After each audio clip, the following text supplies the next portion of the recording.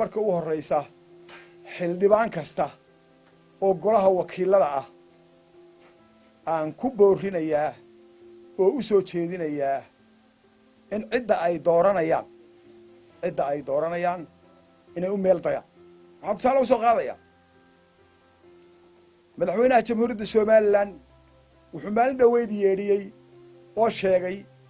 inuu faratoon taageerayo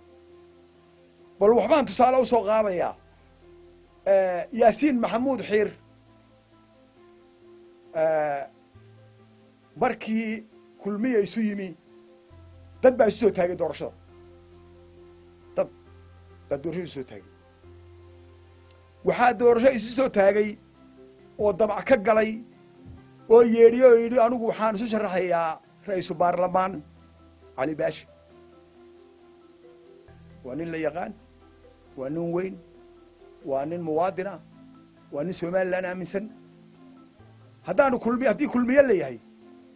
waxaanu yidhi maanta cali baashow iskaga hadh oo yaasiin u dah yaasiin maxamuud xiir u dah baa lagu yidhi wuuna yeelay waxaa isu soo taagay oo yidhi waxaan isu taagayaa ra-iisul baarlaman inaan noqdo oo golaha wakiilada soo galo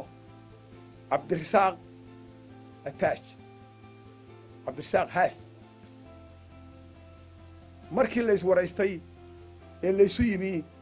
cabdirasaaq ilaahay raalliha ka noqdee isagaa wuxuu gooyey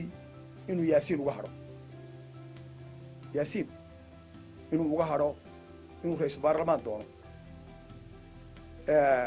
waxaa ku xigay oo ra-iisul baarlamaannimada damac ka galay oo damcay inuu isu taago axmed xasan cali casoowi oo haddadan baarlamaan ka tirsan hadal baanu wada hadalnay oo la wada hadlay mid hoose oo annaga na dhex maray dhexdayada casoowe waxaanu ku qancinnay in maanta uu mudan yahay in yaasiin looga hadho xitaa in maanta aanu dayno ninka la yidhaahdo yaasiin maxamuud xiir inuu noqdo ra-iisul baarlamaanka ninka u sharaxa sidaas baa yaasiin ku yimi waxaan halkan ka qeexayaa oo sheegayaa ninka la yidhaahdo cabdirasaaq khaliif wuxuu in badan waxaan dhegaystay ugu yaraan 4 hadal oo uu hadlayo oo uu ka hadlayo saxaafadda 4taa hadal ee uu hadlayey ee uu saxaafadda la hadlayey midaan xangaruufo lahayni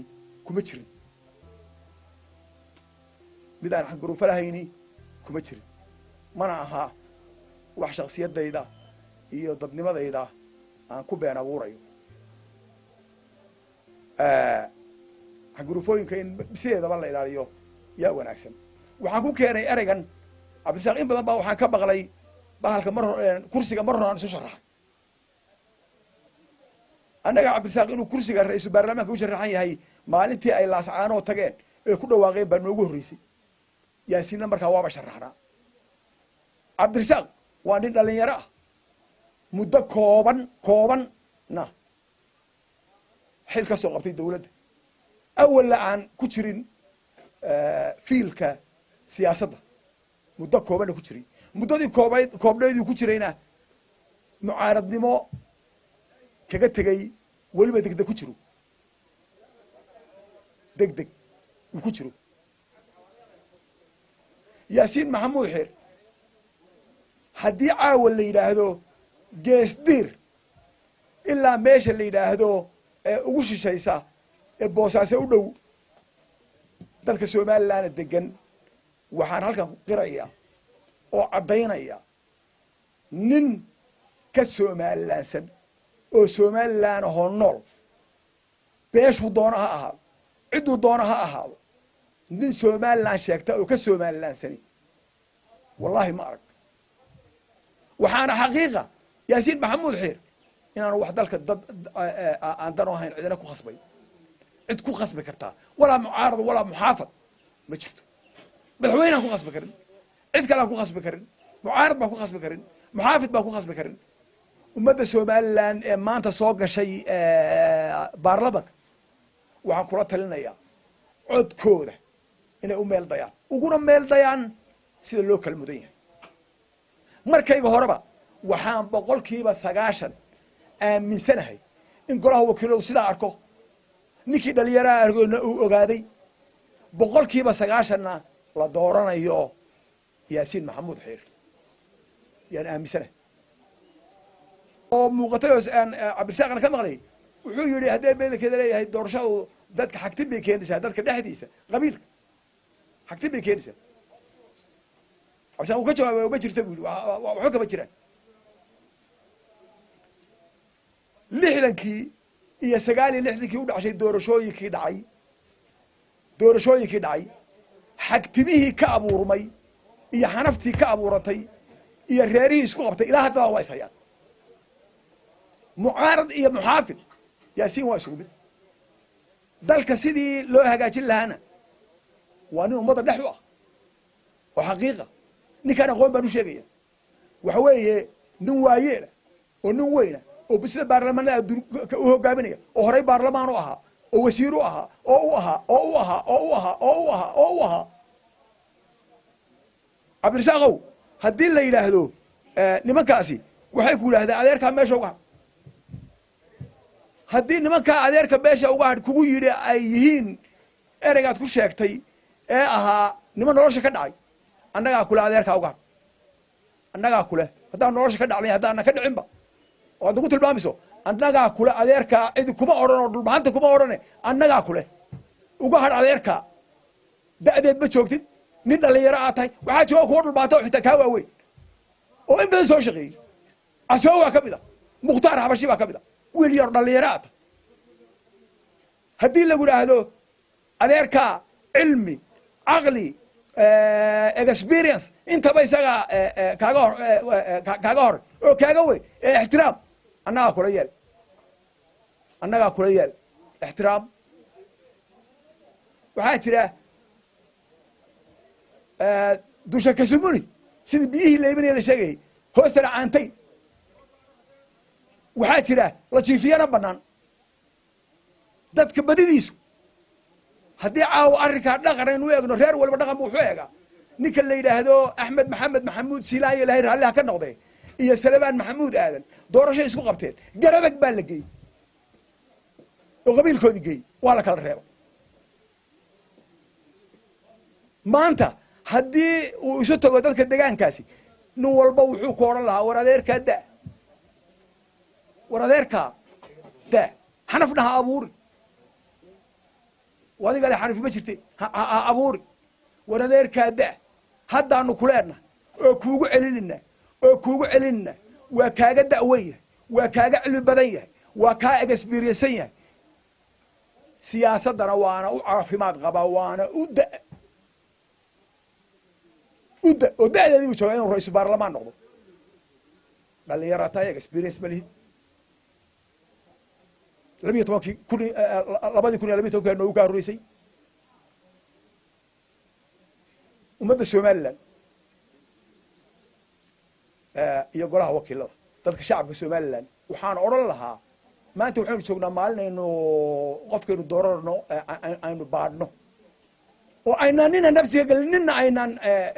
maqaamkiisa weydaarin maanta yaasiin maxamuud xiir dal iyo dabad ninkii wax ka qaban lahaa weeye gaal iyo islaam beel caalam golaha wakiilada nin kaga habbooni ma jiro war haddaynaan saa yeelay oo saa u kala dambaynayn oo maanta haddaynu si toona qabiil ahaan u baxno aynu lagu odhan lahaa cabdirasaaq oo warjoog asaad xisbi ku cararaysa waa xisbi mucaarad ah war xisbi mucaaradkiisa kii la jiifiyaana banaan lamaaha burco u bedelayey qabiilka u bedelayey loo bedelayey ee barqa laga dhaaqay xisbi war iminkana xisbi ma jira innaganu ka hadh odayga haddaanu ku nidhaahno annaga waxaad noqortaa waxa la yidhaahdo noloshii ka dhaceen kuwii saa yidhi ee kuula taliyana inaad caydo ma aha kugumana habboona haddaynaan saa yeelayn والكرسي قدتها كما حقناه نكل لها موجب وحقوق قاطي فرعون ديسه إيا دادكي دورتي إيا هالأبور كيسه إيا النشاط كم موضة بحقوقات ورمان دو كل جين عن سكها هالنبأ كل جين أنت لو كهدو أو ياسي كهدو أو هذا واحد كهدو هذا رو برخد بطون هقاطو برخد بطون هقاطو برخد بطون حقوق قادرية بيش عالم كادوك وحال الرئيس سومال لأن هو مركي وين أبي قاد سومال لأن هو مركي وين يقاد أو نبيلها لقى ترى البلدية هي برئيس البرلمان لقى دقة وطني هذا هكذا برخد بطون ماشى وحقوق الماء أو لمبر ونعة أو أنا حسب كهدلين أو دولة ما وهدلين أو أنا معارض وهدلين أو أنا محافظ وهدلين ياسين محمود حير إنه نقدر رئيس البرلمان كذلك يدرته أو أمته يدرته أو سومال لام يدرته هدي لنا في ياسين ولا يقدبوا أنا وحنا أقول لها ورما دو بيش عالم كي يقول لها الدون كهيستة قال لها مدا وحابة إنه يقوم ناسين ياسين لبيه برخد بطون ورودني برخد بطون هكذا